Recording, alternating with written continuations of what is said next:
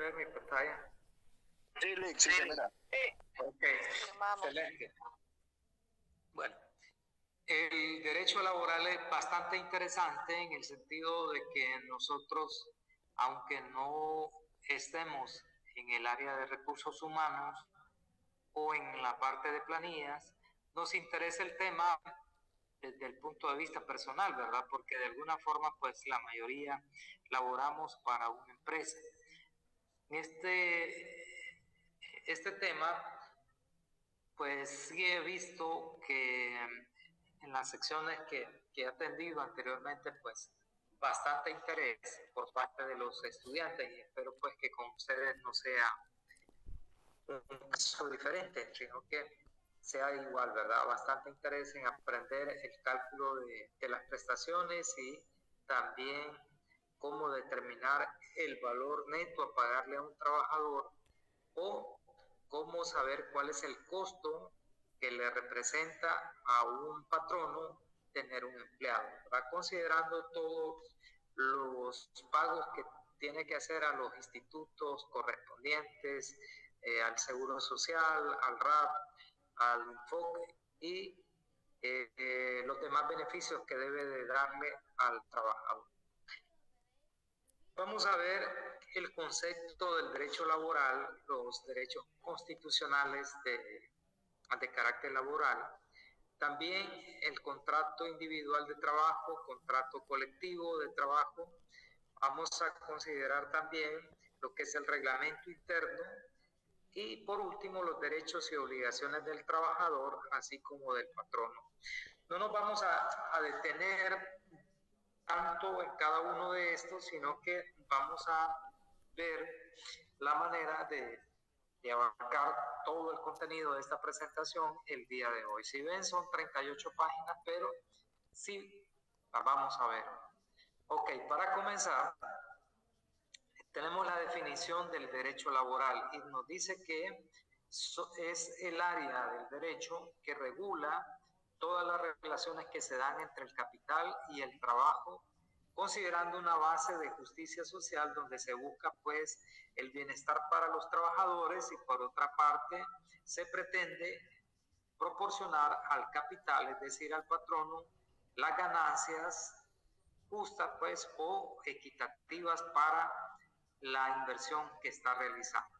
Sabemos que ningún empresario pues va a invertir o va a realizar un proyecto con el afán de únicamente proveer empleo o generar empleo en su comunidad, sino que lo hace pues con el objetivo de ganar. Muchas veces se tiene la perspectiva por parte de los trabajadores como que el patrono es explotador, como que se aprovecha del trabajo, como que se hace rico por el trabajo de los demás. De alguna forma es cierto, pero por otro lado, pues él es el que está arriesgando el capital, está arriesgando su dinero, su buen nombre, porque solicita un préstamo y todo lo demás. Lo demás, pues, cada quien decide si trabaja o no trabaja para una empresa o para la otra, pero el punto es que no es recomendable pues tener esa percepción del empresario o de las empresas. Si no nos parece muy bien el actuar de algunas empresas, pues es mejor salirnos y buscar otra oportunidad donde a nuestro criterio sí se practique pues de alguna forma la justicia social. Ok. Como ya lo habíamos mencionado, desde un inicio el derecho laboral pertenece al derecho público. Decíamos que aunque trata la relación que sea entre patrono y trabajador, se supone que es una relación privada, sin embargo es de interés público el bienestar del trabajador. El Estado como tal tiene como fin primordial pues el ser humano, de alguna forma pues busca asegurarle la dignidad, el buen trato, garantizarle los derechos a cada persona y entonces de ahí pues que el Estado se interesa porque el patrono trate de una forma justa al trabajador. Y esto pues dada la desventaja que muchas veces tiene el trabajador frente al patrono, en el sentido de que como trabajador necesita un empleo y de repente en nuestros países sabemos que a veces es más la demanda de trabajo que la oferta de trabajo, sino veamos esas ferias de empleo, ¿verdad? Que muchas veces realizan ciertas instituciones donde vamos a ver grandes cantidades de trabajadores buscando una oportunidad para laborar. Sin embargo, las oportunidades o las ofertas que hay de puestos de trabajo son bastante mínimas. Tal vez pueda ser que para un puesto de trabajo vamos a ver que 100 personas están aplicando. Entonces, desde esa perspectiva, pues puede ser que algunos patronos saquen provecho y traten de imponer sus condiciones aún en detrimento de las condiciones de vida del empleado. Entonces ahí es donde el Estado cumple su papel para poder asegurarle el bienestar al trabajador. Hay algo bien interesante, que la Constitución de la República ya establece que todas las relaciones que se dan entre el trabajador y el patrono pues son de orden público. De ahí que aseguramos o decimos que el derecho laboral pertenece a la rama del derecho público y no al derecho privado.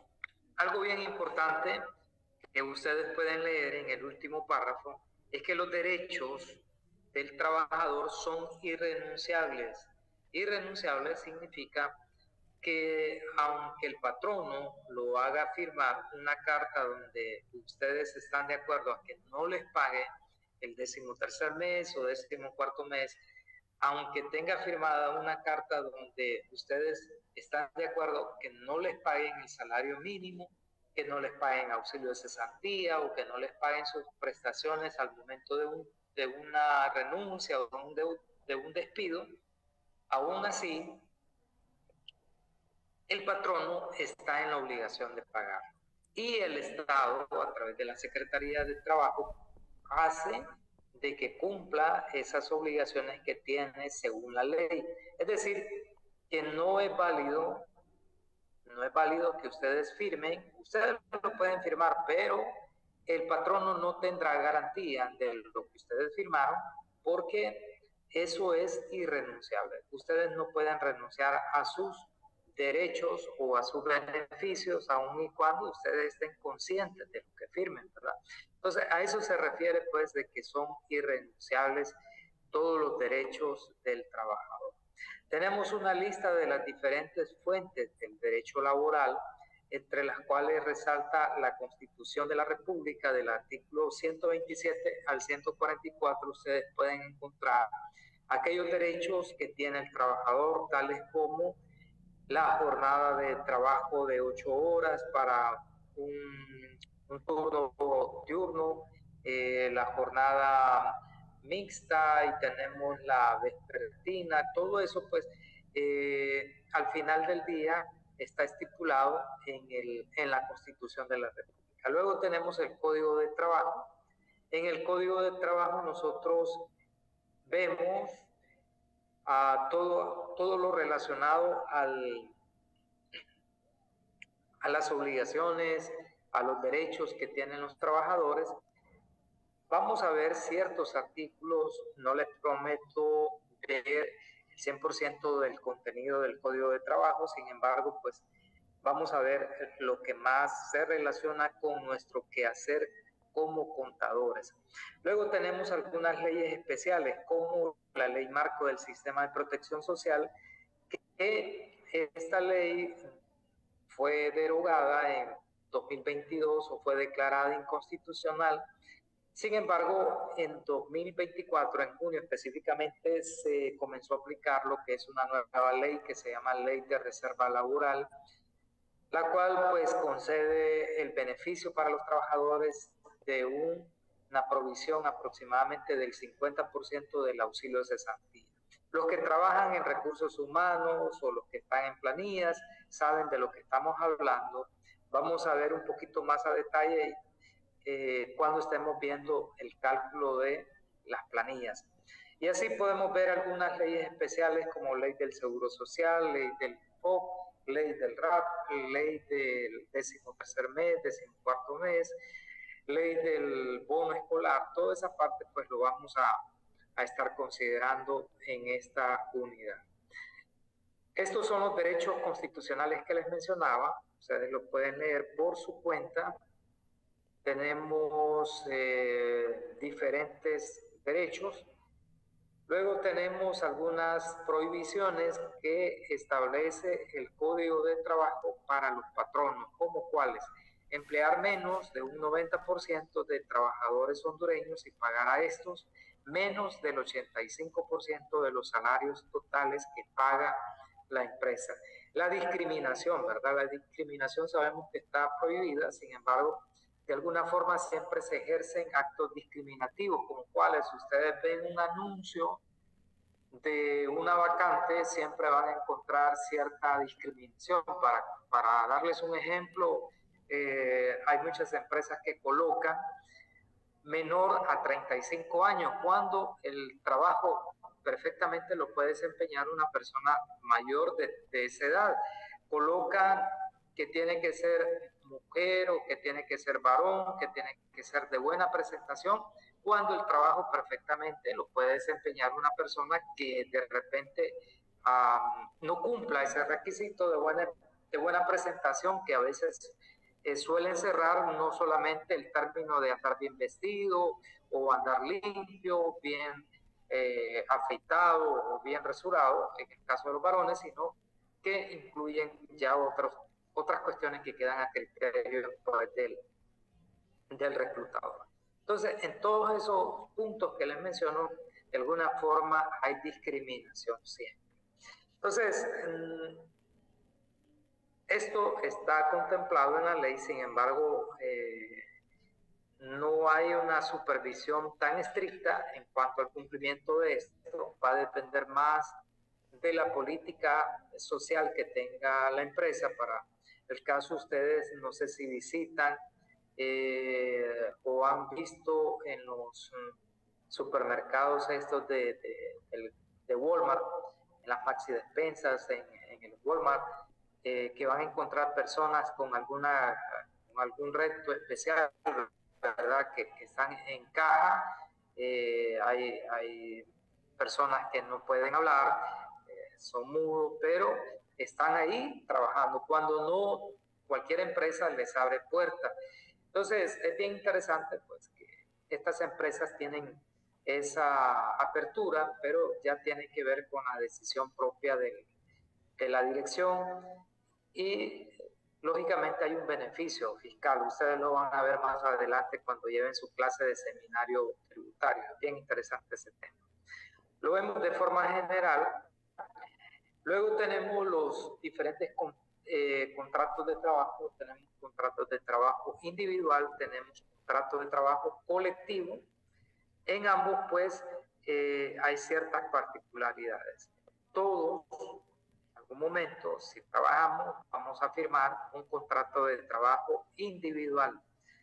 Lo que no siempre vamos a ver en una empresa es contrato de trabajo,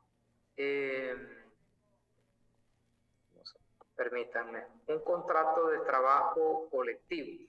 Los contratos de trabajo colectivos son más en empresas donde tienen sindicatos. Hay un sindicato, pues vamos a ver un contrato colectivo. En cuanto a los contratos individuales de trabajo, podemos decir que es una responsabilidad del patrono que exista por escrito.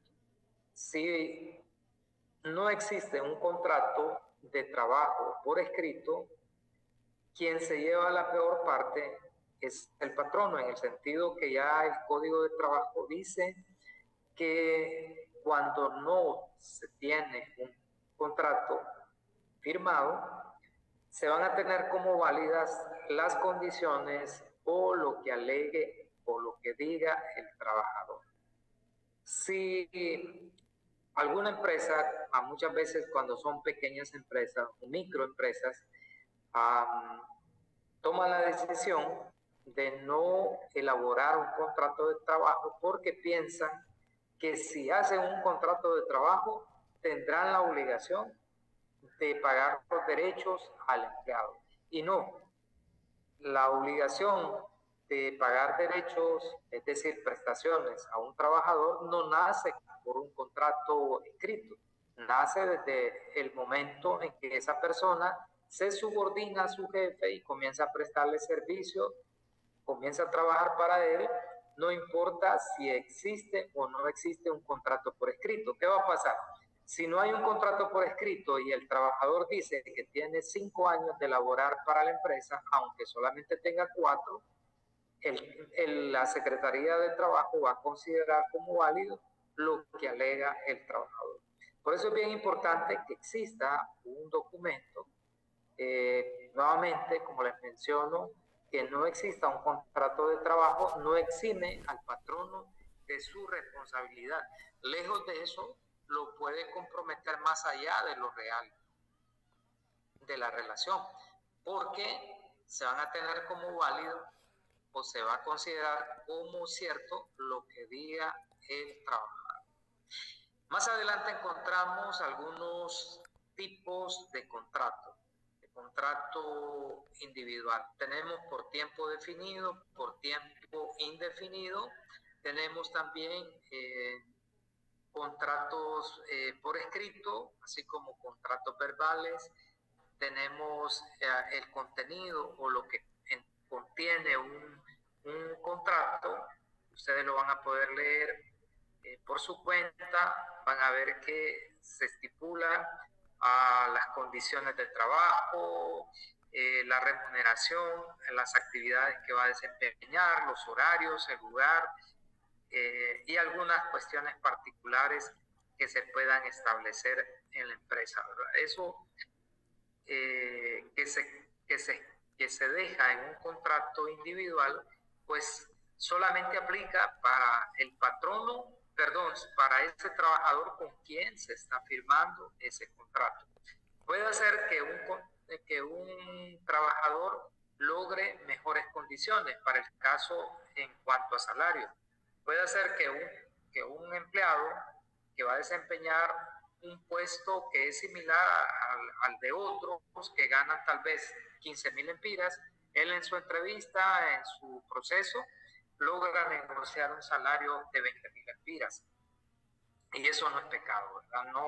No es que sea ilegal pagarles a un trabajador, pagarle más y a otro pagarle menos, aunque desempeñen el mismo puesto. Cada quien como logre venderse al momento de la entrevista. Por eso es bien importante, ¿verdad? Las entrevistas de trabajo, para no salir afectado o quedarse lamentando después que yo gano menos que el fulano y que el fulano hace menos que lo que yo hago.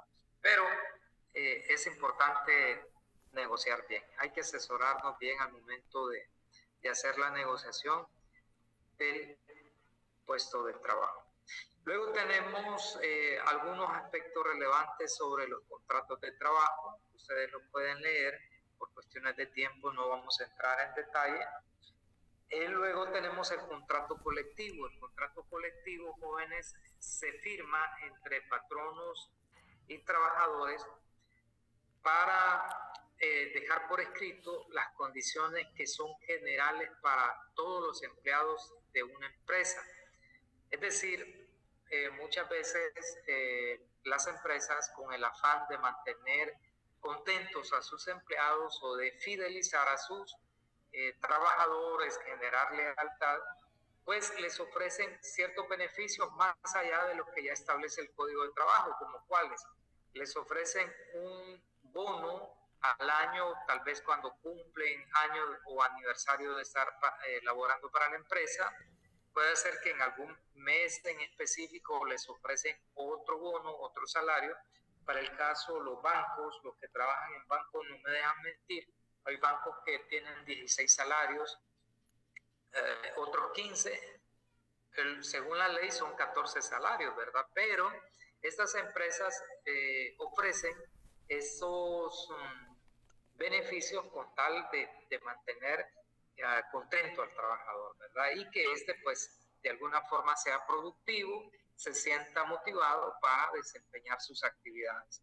Pero estos beneficios no son generales, es decir, no son de aplicación general para todas las empresas, sino que ciertos patronos se comprometen con sus trabajadores en cumplirlo. Hay otros que en sus contratos colectivos establecen que después de 5 años de laborar para la empresa tienen el derecho a llevarse, si renuncian, el 100% del auxilio de cesantía. Según la ley, dice que el auxilio de cesantía se paga únicamente cuando es un despido injustificado o cuando el trabajador renuncia, tiene más de 15 años de laborar para la empresa, tiene derecho al 35% de ese auxilio de cesantía. Pero hay empresas que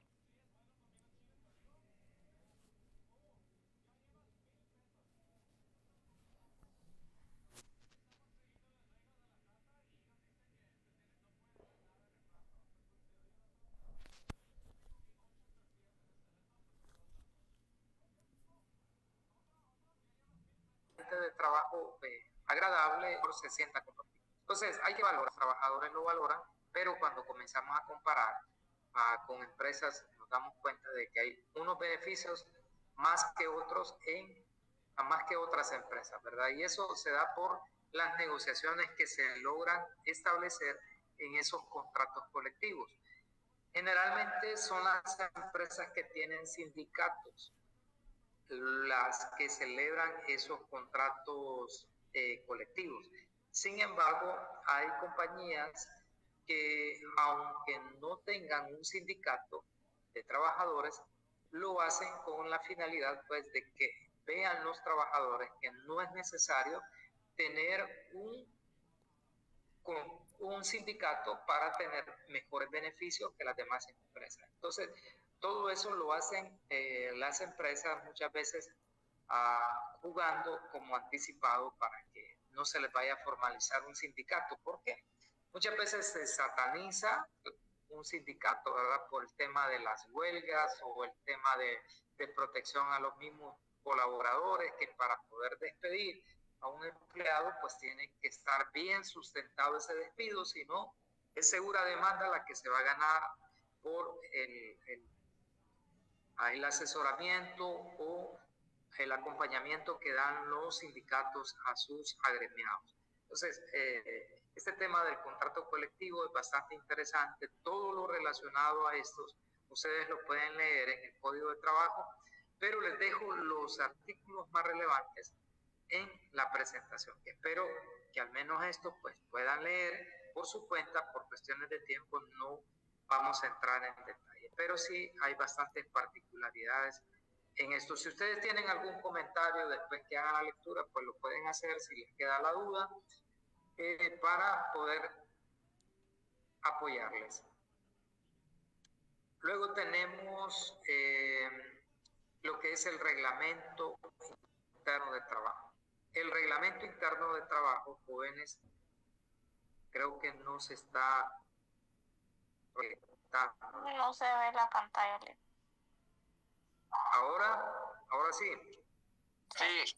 Okay. Tenemos el reglamento interno de trabajo. Creo que los que elaboramos estamos bastante familiarizados con este documento, porque es costumbre o es parte de la ley que se le da una copia. En algunas empresas le dan copia del reglamento interno. Otras lo que hacen es únicamente dejarlo en la cafetería o en alguna parte visible para los trabajadores para que lo puedan leer. Lo malo es que lo ponen con una letra muy pequeña y que nadie le va a prestar tanto interés en ponerse a leer. Pero hay empresas que ya tienen su página para los empleados, su portal, entonces ahí mismo dejan el reglamento interno de trabajo. En ese documento sabemos de que vamos a encontrar todas las condiciones bajo las cuales se va a desempeñar el empleado y el patrono, cuál va a ser el actuar del patrono y viceversa, ¿verdad? Vamos a encontrar cuáles son las jornadas de trabajo, los horarios, el código de vestimenta, ciertos beneficios que puede dar la empresa. En todo caso, este reglamento interno no puede contradecir los derechos que ya tiene él o los lineamientos que ya establece el Código de Trabajo. Es decir, en este reglamento no puede establecerse jornadas de trabajo por más de las que ya establece el Código de Trabajo. Entonces, todo va a ser enmarcado en los lineamientos del Código de Trabajo y las demás leyes que son aplicables a la materia laboral. Así que esto es bastante interesante. ¿Quiénes están obligados a tener un reglamento interno de trabajo? Vean ustedes el artículo 88. Establece que aquellas empresas que se dedican al comercio y tienen de forma permanente a 5 trabajadores como mínimo, pues están en la obligación de tener un reglamento interno de trabajo. Aquellas empresas que se dedican a producir, que son industriales, si tienen más de 10 empleados, pues están en la obligación de elaborar un reglamento interno de trabajo.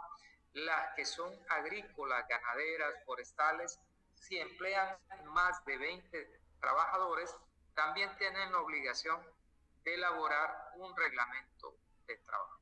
Y aquellas empresas que tienen más de una actividad de las que ya se mencionan anteriormente, pues si tienen más de 10 trabajadores, están en obligación de elaborar un reglamento interno de trabajo.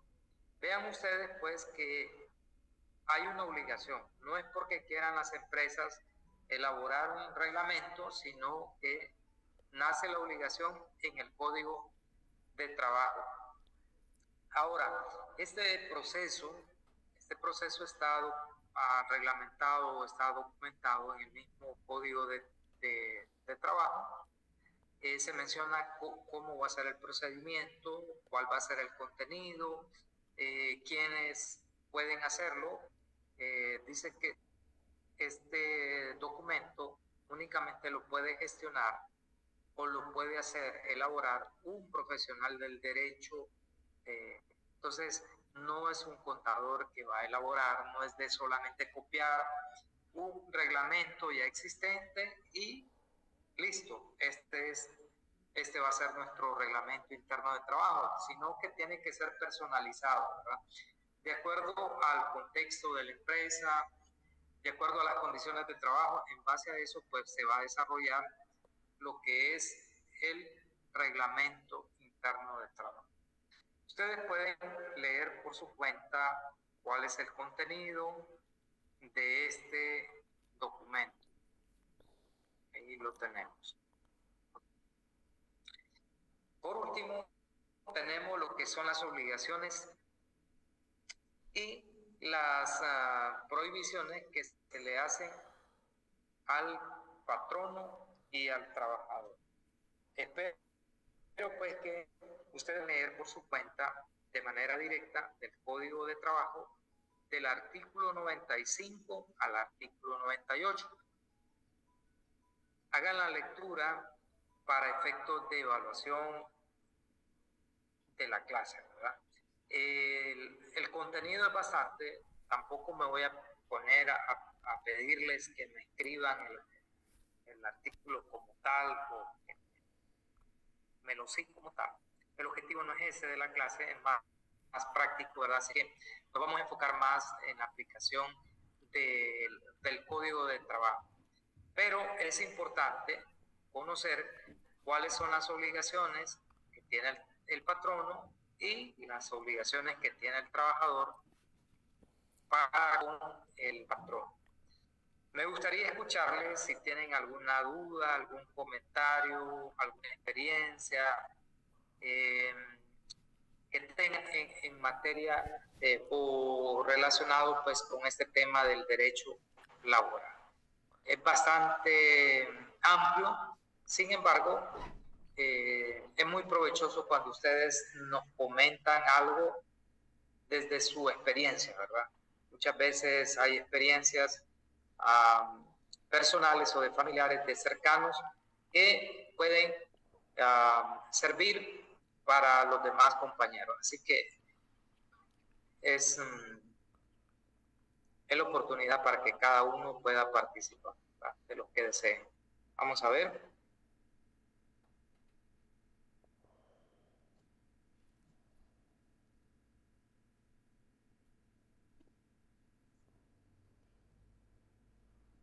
Yo quiero participar. Ok, adelante.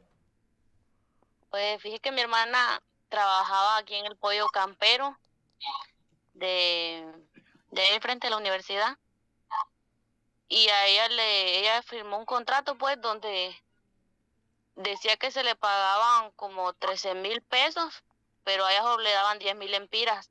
El gerente se quedaba con los 3,000 empiras y se salió del trabajo.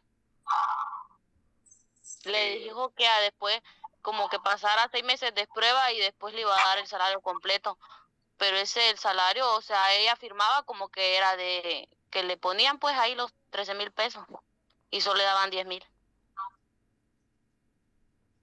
Sí, la verdad que esas son las prácticas que mencionábamos, ¿verdad? Que son hasta cierto punto pues injustas, ¿verdad? Porque si ya está en un salario establecido, y recordemos que hay un mínimo, ¿verdad? Hay un salario mínimo que si no se paga, pues el empleado perfectamente puede poner la denuncia en la Secretaría de Trabajo. Sin embargo, no se hace por varias razones, entre las cuales está el temor a la represalia, ¿verdad?, que va a tomar el patrono. De repente no lo puede despedir, puede hacer que haya hostigamiento, tantas situaciones que se puedan dar, ¿verdad? Sin embargo, pues esas prácticas no son aceptables, realmente se aprovechan de la demanda de trabajo que hay, ¿verdad? Sin embargo, pues no deberíamos de incentivar esas prácticas. Sí. Ajá, y había una amiga que salió embarazada hace poco y ella trabajaba ahí en Banpaís y la obligaron a que renunciara para no darle las prestaciones. Solo le dieron como 10,000 empiras y ella ya llevaba como 3 años trabajando. Solo Sí, porque salió embarazada. Sí, esa es otra cuestión que no, bueno, según lo que leíamos, pues, y ustedes van a leer más adelante, que está prohibido, pues, prohibido al patrono, en las prohibiciones van a encontrar a los patronos despedir a las empleadas en estado de embarazo. En estado de embarazo no lo pueden hacer solo si hay una razón justificada, es decir, una falta grave por parte del trabajador, de la trabajadora en ese caso, que de repente, de acuerdo al Código de Trabajo, pues ya se definen cuáles son faltas graves o cuáles son razones que se consideran válidas para el patrono para despedir a un trabajador. Pero en cuanto a las mujeres embarazadas, pues es bastante claro. Lo puede hacer, sin embargo, tiene que pagar beneficios o derechos aún más allá de lo que se le pagaría a un empleado normal, como cuáles: las horas de lactancia, el descanso pre y postnatal y otros beneficios, ¿verdad?, que tiene que pagarse. Si lo va a despedir, dice el Código de Trabajo, si va a despedir el patrono a una empleada en estado de embarazo, tiene que solicitar autorización o visto bueno de la Secretaría de Trabajo, a ese nivel, ¿verdad? O sea, no es solo por despedirlo. Entonces, sí, es bien importante asesorarse para este tipo de situaciones, ¿verdad? Yo digo que no es de asesorarse, a veces yo creo que simplemente no se puede porque son empresas grandes. También uno se mete como a problemas, como fichado, que ya no le vuelvan a dar trabajo. Sin embargo, son derechos pues, que tiene el trabajador. En mi caso, licenciado, yo estuve trabajando en una empresa donde si se formaba un sindicato, era excusa para despedir a las personas. Y si, digamos, uno ya no quería estar en la empresa, ya tenía la excusa de formar un sindicato para poder salir de la empresa. Entonces, la empresa no permitía que se formara un sindicato. Sí, creo que la mayoría de empresas tienen esa política, ¿verdad? A pesar de que si ustedes leen el Código de Trabajo, van a encontrar de que el Estado protege a los sindicalistas, pero intenten hacerlo ustedes en su trabajo y fijo que lo piden, ¿verdad? Entonces es bien lamentable esa situación. Jóvenes, por cuestiones de tiempo vamos a llegar hasta aquí. Nos reunimos mañana.